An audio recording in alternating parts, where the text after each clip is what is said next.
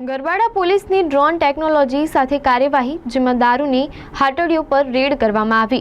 આધુનિક ટેકનોલોજીનો ઉપયોગ કરી ગેરકાયદેસર ચાલતી પ્રવૃત્તિઓ પર ચાંપતી નજર રાખી કાર્યવાહી હાથ ધરવામાં આવી। ગરબાડા પોલીસ મથકના પોલીસ ઇન્સ્પેક્ટર SM રાદડિયા સહિત પોલીસ ટીમ દ્વારા આધુનિક ટેકનોલોજીનો ઉપયોગ કરી ડ્રોન કેમેરાની મદદથી ગરબાડા પોલીસ સ્ટેશન વિસ્તારના પાંચવાડા ગામના કેનાલ ફળિયા સહિત 4 જગ્યાએ દેશી દારૂની હાટડીઓ ઉપર રેડ પાડી હતી। આ રેડ દરમિયાન પોલીસે 15 લીટર દેશી દારૂ, 315 લીટર જેટલો દારૂ બનાવવાનો વોશ તેમજ બિયરના ટીન જપ્ત કર્યા છે।